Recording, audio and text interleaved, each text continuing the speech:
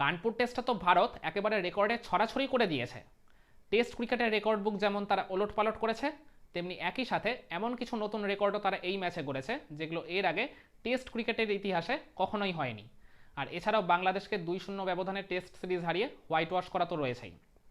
তো আর কি এই পার্টিকুলার টেস্ট ম্যাচটায় ভারত কোন কোন রেকর্ড গড়ে টেস্ট ক্রিকেট ইতিহাসের পাতা একবারে ওলটপালট করে দিয়েছে, চলুন সেটা নিয়ে আজকের এই ভিডিওতে আলোচনা করা যাক। প্রথমে আসি ভারতের অধিনায়ক রোহিত শর্মার টস জিতে বোলিংয়ের সিদ্ধান্ত নেওয়া। আর কি মানে ভারত জেনারেলি ঘরের মাঠে টস জিতলে কোনো পার্টিকুলার টেস্ট ম্যাচে সবসময় ব্যাটিংয়ের সিদ্ধান্তই নেয়। তো এই জায়গাটায় ব্যতিক্রমী ডিসিশন নিলেন রোহিত শর্মা। শুধু আর কি রোহিত শর্মা একা নয়, এটা বলতে গেলে পুরো টিম ম্যানেজমেন্টেরই একটা পরিকল্পনার অংশ।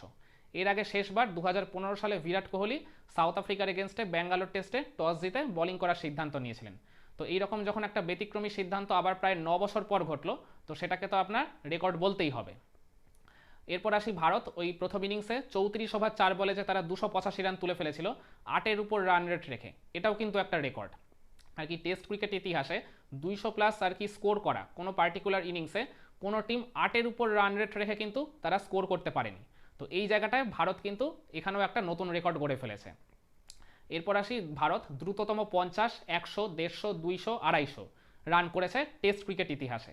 তারা 50 করেছে মাত্র 3 ওভারে, 100 করেছে 10.1 ওভারে, 150 করেছে 18.2 ওভারে, আর কি 200 করেছে 24.2 ওভারে, 250 করেছে 30.1 ওভারে।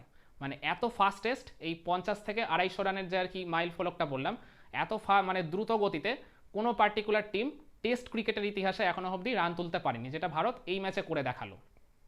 আর এছাড়াও ভারত ঘরের মাঠে টানা 18খানা আর কি হোম টেস্ট সিরিজ জিতলো, এটাও কিন্তু একটা রেকর্ড। মানে আর কি ঘরের মাঠে কোনো পার্টিকুলার টিম এতগুলো টানা আর কি হোম টেস্ট সিরিজ কিন্তু এখনো অবধি জেতেনি, যেটা আর কি ইন্ডিয়া করে দেখালো সেই 2013 থেকে 2024 এই 11-12 বছরে তারা ঘরের মাঠে 18খানা টেস্ট সিরিজ জিতে ফেললো, এটাও একটা রেকর্ড। এরপরে বলতে হবে মানে 700+ স্কোর হয়েছে কোনো আর কি পার্টিকুলার টেস্ট ম্যাচে 4 ইনিংস মিলিয়ে। তো সেখানে ভারত আর কি অবভিয়াসলি এখানে তারা টেস্টটা জিতে নিয়েছে।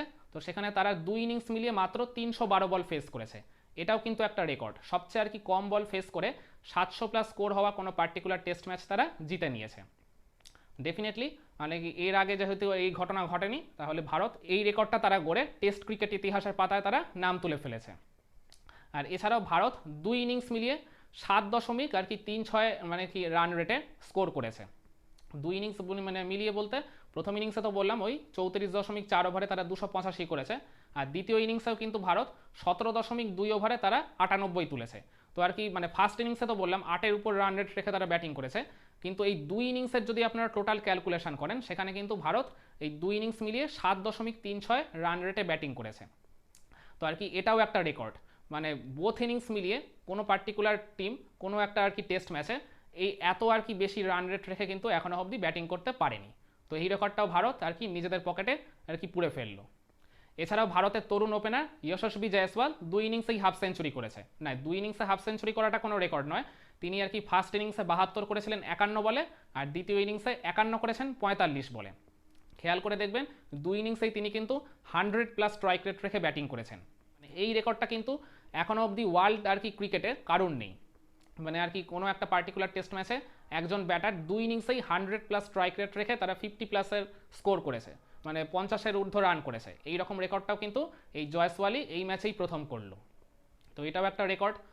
আর এছাড়াও ওই জয়সওয়ালি ভারতের হয়ে এক ক্যালেন্ডার ইয়ারে সর্বোচ্চ আর কি টেস্ট রান করার রেকর্ডও তিনি করে ফেললেন।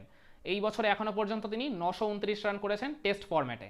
এর আগে এই রেকর্ডটা ছিল সুনীল গাভাস্কারের দখলে, ওই 1971 সালে তিনি আর কি 918 রান করেছিলেন এক বছরে।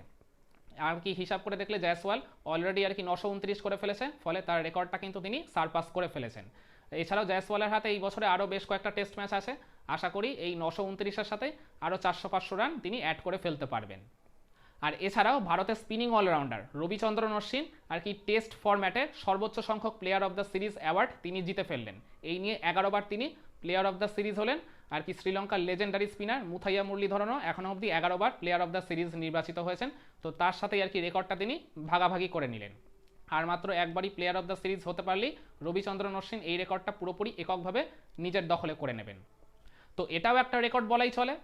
এছাড়াও বৃষ্টি আর ওই মাঠের খারাপ অবকাঠামোর জন্য কানপুর টেস্টের 2 দিনেরও বেশি সময় যখন আর কি বৃষ্টিতেই ভেস্তে গেছিলো, সেই কারণে তারা অফিসিয়ালি কিন্তু সময় পেয়েছিল ম্যাচটা আর কি করার জন্য ওই 2.5 দিনের মতো।